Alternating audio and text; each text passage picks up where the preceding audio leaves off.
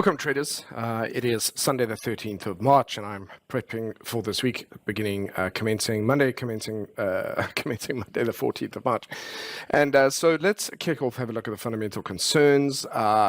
Basically, US inflation, I was looking at potentially reaching 8, and it actually came in at 7.9% for February.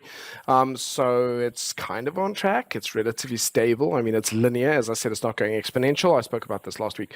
So really, that's okay. It's not, I mean, inflation as a concept is not okay, but it's not accelerating. And I think that's important to keep in mind, and tied largely, big chunks of it, although there is inflation across the board, is tied largely to energy fears. And it gets a little bit complicated after that, but doesn't necessarily have to be this way. And so we're going to look at ways in which, well, we'll keep an eye on ways in which countries are going to look to curb inflation and get it back under control, hopefully without printing more money. So Russia's invasion of Ukraine, not going according to plan, according to Putin's plan anyway. So he's looking, he's accelerating the stuff. He's obviously no worries about bombing civilians, maternity wards, schools, not a problem at all, which of course is, none of that is really acceptable under sort of standard warfare protocol. And he's looking to demoralize Ukraine. He's not going to win the war, but he's either potentially decided to either make sure that nobody can have Ukraine, including the Ukrainians. So this is all a little bit stressful, and we're hoping to see the end of it at some point. But yeah, we're going to have to keep an eye on that. Are we in a black or gray swan event? Have a look it up if you're not familiar with that, especially on YouTube. That is really, is it an unknown event? And although we are aware of inflation and the war in Ukraine isn't necessarily a new thing, it's the combination of stuff that's relatively new. In parts, we could predict certain things, but the combination of everything combined with the inflation, all of that is somewhat relatively a new experience for us, or certainly in terms of what we expect would have a correction on the markets. So that's why I'm going to say everything we're seeing here is collectively what is impacting the markets collectively, and that in itself makes it, let's call it a gray swan event. Energy, commodities, foods very much on the rise. Wheat, both, by the way, Ukraine and Russia are large producers of wheat, as well as energy for Europe, and so that's going to impact those areas, and so that's going to impact us in the UK. As to the general global market bubble, which I want to call, I don't think we should call it a bubble anymore. I think we are within a bubble. We need a correction. But what we're going through now is probably more accurate to talk about it being a correction or some sort of a horizon event, just something we need to be aware of. Okay, so having said that, let's move on to the charts. And actually, first of all, let's go and have a look at what's going on in the news. So there's no real euro news this week. And so we'll see if the euro is going to head lower, continue to weaken, or more to the point where the US dollar is also going to continue to strengthen. There's a lot of US dollar news this week, and the big one is going to be Wednesday. It'll be the FOMC, because of course all of this is then tied to how they're going to cope. What's the plan with regards to inflation, and how stable is everything. So that's really where a lot of the market tension is going to come from, and there'll be similar things happening across the other currency pairs. That's really what I'll be looking for. But the most important, I think, at this point in time would be discussions with regards to monetary policy or rate changes across the board. That's where I would be staying away from the markets, and that's where there's likely to be the greatest amount of volatility. Starting off with the VIX here, so just noticing that it has pulled back to the daily, produced a nice little bullish candle. The overall trend is sort of moving its way to the upside. Just noticing on the monthly, though, quite a bit of depletion here. So what does this mean? Well, it really just says that the speed at which it's increasing has started to slow down a little bit. And so once it gets into this area here, it's probably going to consolidate a little bit. But this kind of sign here saying it certainly wants to attempt to take a run up to the other side. I don't think in terms of massive changes to the trading conditions in the market, I don't think it's really going to change much there. What I would highlight here, looking at the dollar index, dollar is now obviously looking very, very bullish, really is desperate to connect with 100. It's got to work its way through 99.50 and 100, and it's likely that there will be a strong reaction against that level. Traditionally, there's when we haven't seen a level in a while, there's usually at least going to be an initial sell-off reaction to that. We'll see how that goes. All of this just continuing this trend that's actually been in place for quite a while. And we are starting to hit the top of this range. So yes, is it possible that if things continue globally the way they are fundamentally, that we could see the dollar breakouts and head higher? It is possible. But at the same time, until we get past these levels, it's very realistic to consider the fact that it could simply just change, reverse, and start weakening again. We're still within this range. We're still within this range until we, obviously properly break out. So let's have a look at euro dollar. Euro dollar daily would make sense for this to continue to head a little bit lower. It's still got a little bit of room before it heads down to 1.06, a little bit further, 1.05. And yes, is it possible that we could head down towards parity? Yes, of course, that's a possibility. But for now, we're still within the range. So we'll deal with that when we get there. But certainly as we approach these levels, I'm expecting some retracements. It looks as though we got a very clean retracement to the previous lows here, which arguably could be called daily support resistance. Come back to test that. Nice rejection candle, continuing to the downside. And now, just expecting this to continue to head down to these levels, I want to see if we do perhaps get a double bottom or if we continue the trend. But most of the data would indicate that we're looking to continue heading lower. So looking at sterling, moving across on this, also broken through that level of potential support and now starting to head down towards new levels. And so looking for, to me, it makes the most sense as a trader technically to be looking for shorting conditions this coming week, which should be very profitable. Aussie dollar and Kiwi dollar have been quite strong lately, and so usually I would be trading the signals as they show up in isolation, but it also is within a monthly downtrend. And again, if this dollar gets very, very strong, there is going to be a point at which it's going to win it over, and both Kiwi and Aussie dollars will start to head lower. So just looking, for example, here at the weekly, bearish candles at this level of resistance, this is potentially a sell signal. So looking at the 4 hour, we'll be looking for shorting opportunities to the downside. Dollar yen here having broken out of this. This is significant. I spoke about this last week, saying the weekly was looking nice and bullish. It was building into a bit of a breakup pattern, and I was saying the monthly was looking a little bit depleted, and therefore there could be a correction. We've actually picked the one. It's now broken to the outside and closed right near the highs. Usually this is an incredibly good sign, and given the fact that we've broken through a major level and we had a consolidation to that, it is reasonable to expect that this is going to continue for now. That's quite interesting to me, certainly up to 118.50. And so I'll be looking for longs on dollar yen. I know dollar yen can do its own thing, and therefore could just decide to reverse on Monday. But in isolation, this looks like a really nice one with really good potential to continue to trade to the upside, with retracements obviously on the 4 hour time frame. Looking here as well, dollar Swissy, which is just your traditional garbage chart because it's just so choppy. It's also looking way more bullish than bearish. Also looks like it is leaning towards breaking out of its consolidation and heading higher, which supports the idea of a stronger US dollar. Dollar CAD is a mess. So actually out of the three so far, dollar CAD is the only one that isn't offering a lot of clarity. And on the monthly here, you can see plenty of depletion at this these resistance levels. So it's likely to get pulled over the line if everything else happens, but it's certainly not the best one of the three to be looking for trading opportunities at this time. It is because it is also strengthening. So you've got a stronger dollar and a stronger Canadian dollar. Right. And then just wanted to comment on the ruble. So the ruble's buggered, of course, there's no better way to explain it. It really isn't going anywhere for the foreseeable future. It's not really tradable.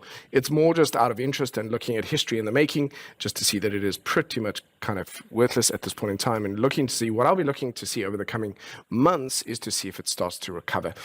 But even if Putin decided to back off now and decided never to go there again, which is the least likely but not impossible possibility, I think it's going to take years for that economy to recover. Because, yeah, kind of burning those bridges, it's going to take a long time for that trust to be reinstated. And actually, I think will only happen again if there's a democratic government elected there.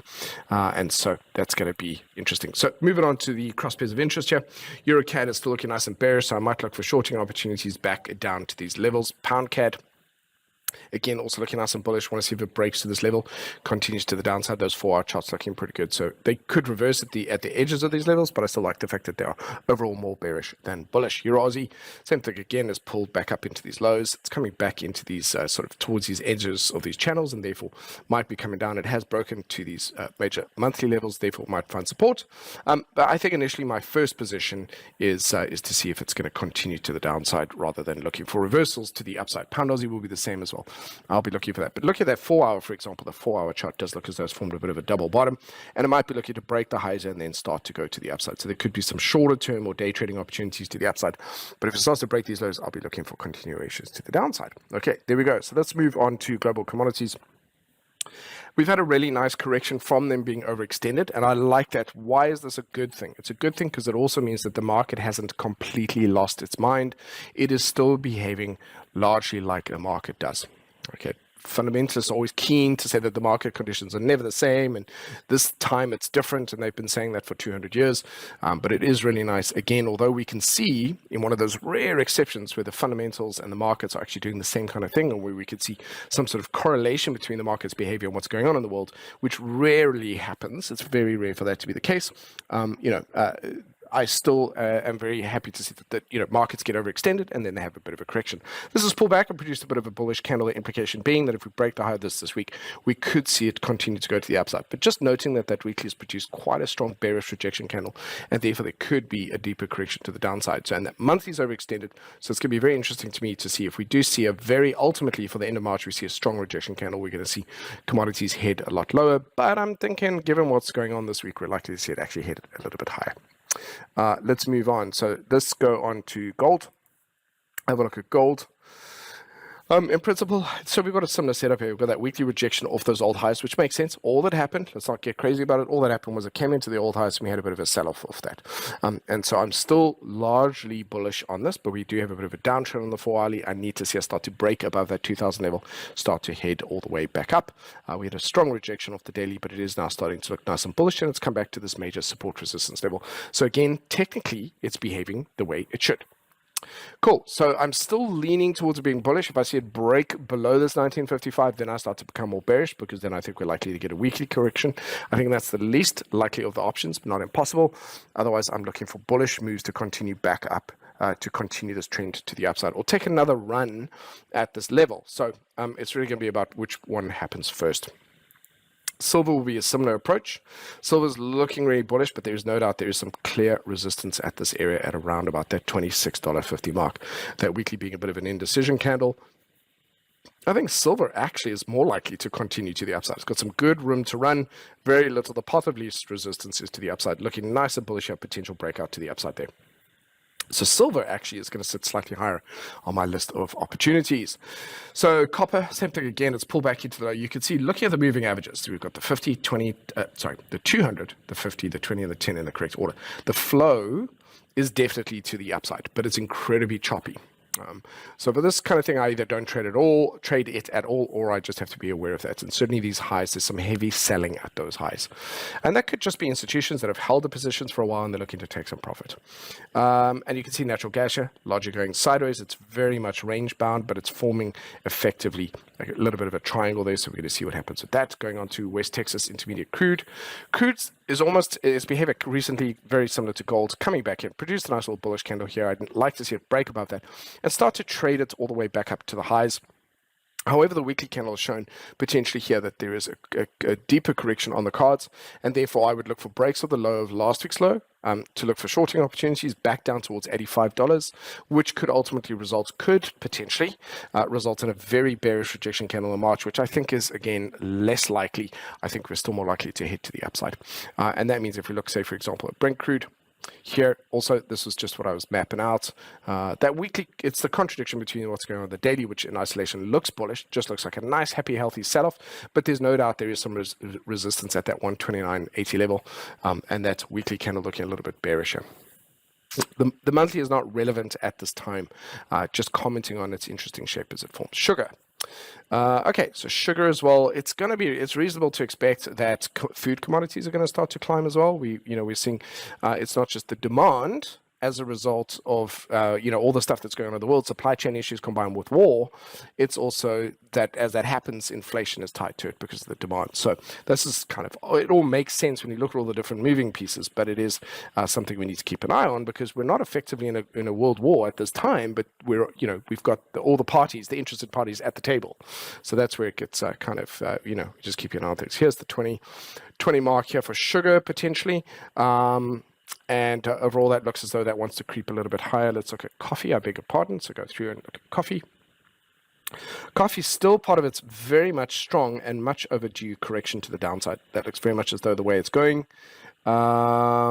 Interesting. I thought I had data for that. We'll have a look at that. Anyway, so strong correction to the downside. We will see how that goes.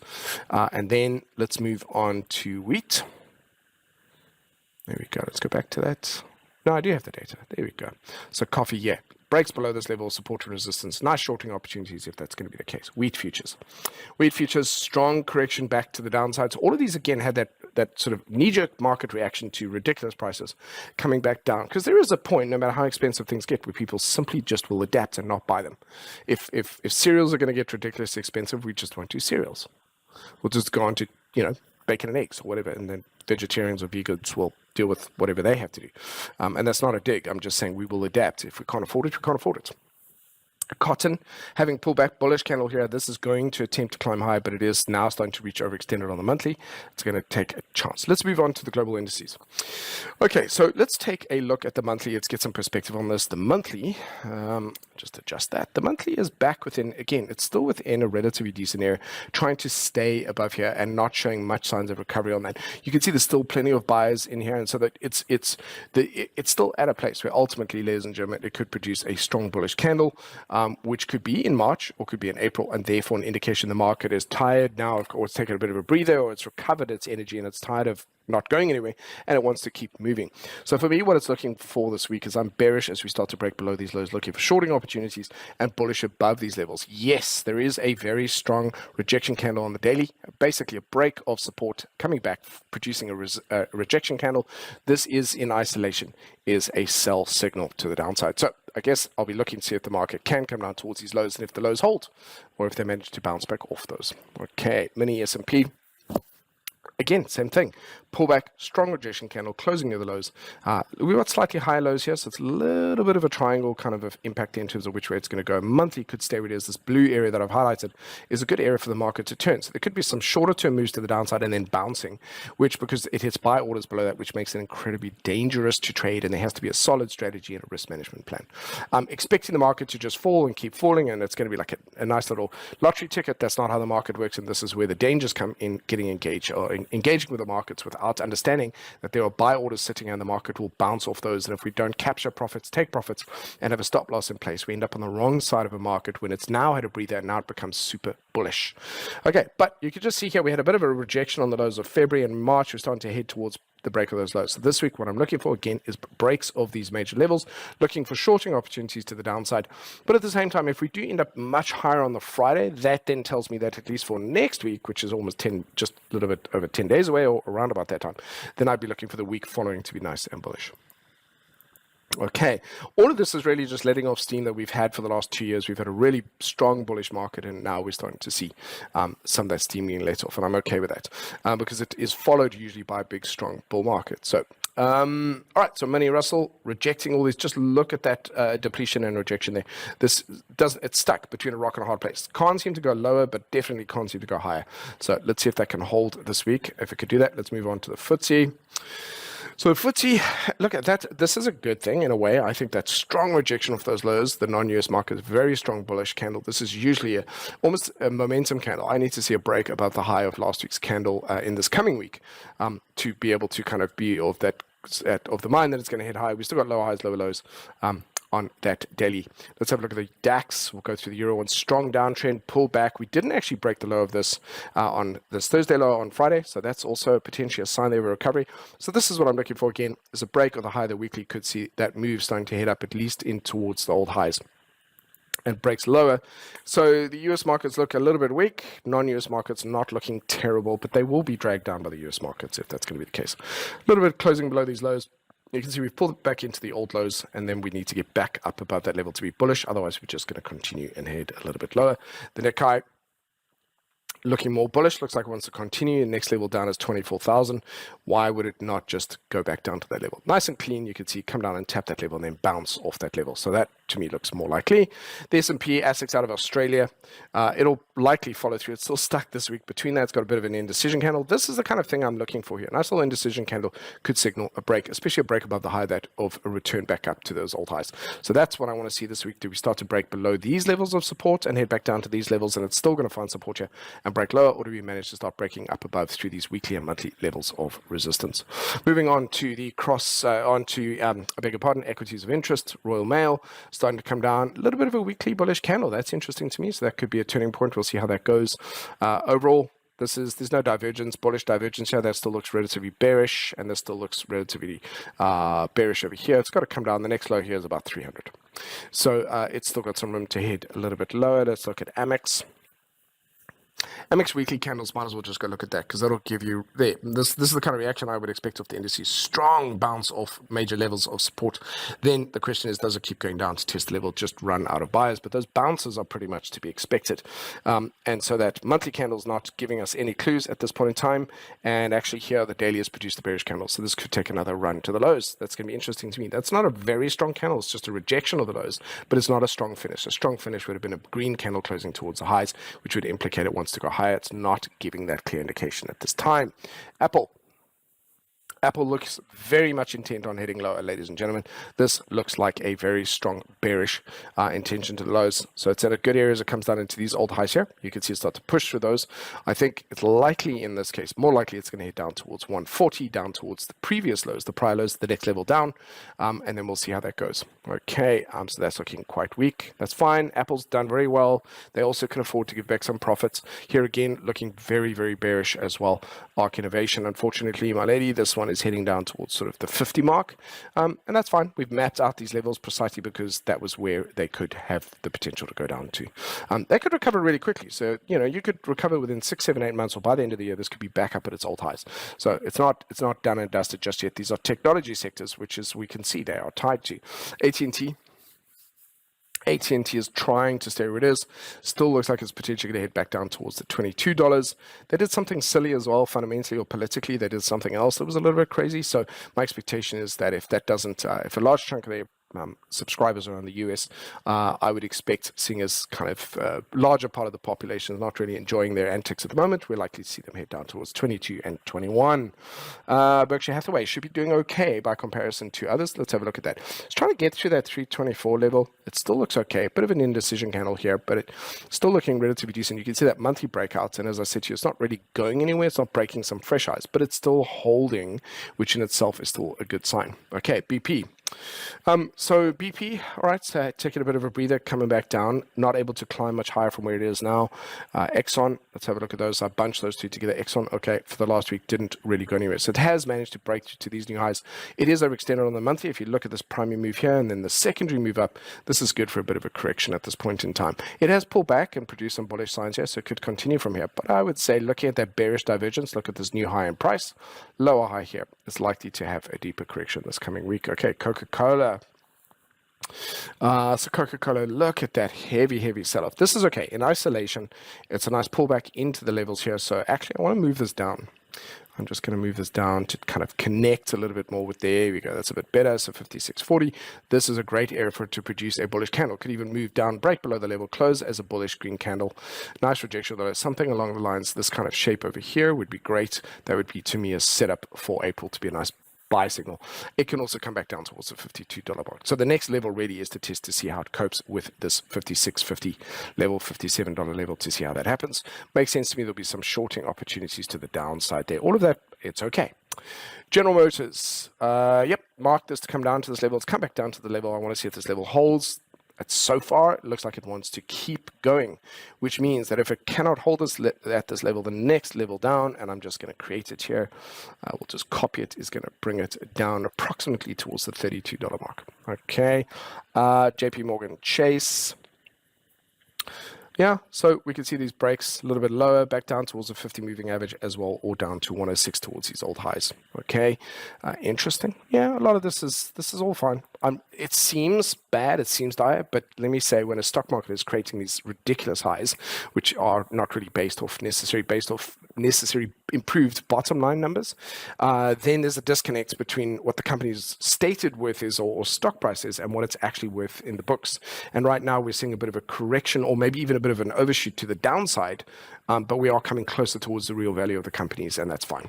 Means we're shedding fat, guys. That's not a bad thing. Okay, we start to break through the lows here of Meta. Now Meta they're very unlikely to change who they are at their core. They've become who they are over the last 10 years, and they've lost sight very much of the fact. I love this quote, and I forget what it is exactly, paraphrasing, but with Facebook, we are not the customers, we are the product. Okay, the users of Facebook are the product. They are not the customers. And so I love that, because it is exactly what it is. I think we're likely to see this head down to 150, and I can't really see Facebook changing its way. I don't know. We'll see. So, which means I can't necessarily see how value is going to come back. But then again, all of them are shedding weight, and the markets can recover, and they will recover. They will end up going back up at some point. Question is, will they go up to their old highs? Back down towards 80 here. It's shedding a little bit of weight. It's not that bad. Morgan Stanley, it could be coming down to these old highs, and that would still be acceptable. But it looks as though 80 is its next target. Netflix. So again, this is, I want to emphasize here that a lot of these things, and including AT&T and Meta that you've heard me kind of deride a little bit here, a lot of the sell-offs are not tied at all to just them. These are technology-wide sell-offs, and therefore is not necessarily a reflection of the companies themselves. And again, we should emphasize this. Netflix heading down. Netflix subscribers are still doing fine to my knowledge. They're not losing them a hand over fist like some companies are, but they're coming down towards 300. So that's stuck in that cycle at this point in time. Let's go down to NVIDIA. If you're not familiar with NVIDIA, they produce graphics cards, and they're in all your laptops, all your games. That was really where they kind of made their in your gaming, but also in the film industry when you were doing animation software, those visual effects, all the things in all the movies you watch, all coming off NVIDIA graphics cards. And actually, that they've become so integrated into that industry and the animation software, not just the gaming. Okay, so that's really where they are. So they're kind of holding where they are. This is a good area for them to be potentially turning. Could be a really good potential hypothetical buy point. This was a fantastic consolidation breakout. I can't believe I didn't participate in that. That was just a really silly thing to not see that one. PayPal holdings all the way back down to its lows. Again, I mean, that's sharp. That's a lot like Meta. That's quite heavy. So hopefully they stabilize. Again, hopefully most of the markets stabilize. Spider series as well, because these companies, remember, are posting record profits. So it doesn't really make sense when you see the stock price. It's because they were potentially overvalued on the stock price. And if they can ride out what's going on now, they should recover, come back up to that. So the spider coming down also is, although it's putting some brakes on, and you can see there is a little bit of a level here based off these old highs over here. Could stay where it is. If it's unable to, right now it looks as though it's building up to a bearish breakout, which will bring it down towards 72, just back down to those other levels. And Spotify, so let's have a look at Spotify. Same thing again. It's not a surprise to me. I haven't looked at this. I'm on holiday at the moment. It's not a surprise to me that these are coming back down to those old lows. Why? Because everybody's heading lower this week. And what actually also happens is institutions as well as big companies just start to extricate themselves from their positions, and they start getting nervous and they want to capture profits before it heads down. And it becomes a fear-driven market. We will see a bounce at some point. The question is, will that bounce be the beginning of the new bull market recovery? Considering how much we're selling off now, it might be the case. We'll see. Again, let's just play it as it lies. Tesla. Okay, so in other words, any company that starts to produce growth right now while everybody else is falling, that must, by sort of rationally speaking, be a very valuable company, because clearly they're experiencing growth and other people aren't.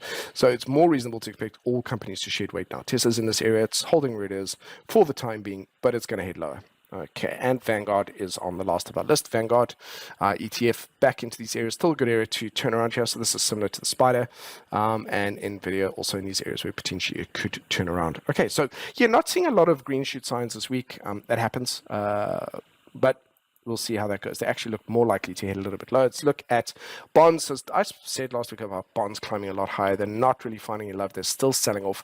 In fact, here they look relatively bearish. This is the 10-year T-note, and the Euro one, heavy bearish sell-off coming in back into these highs. So it was a strong bullish candle, then immediately selling off. So that's also not looking particularly good. So bonds are just, looking relatively bearish at this point in time.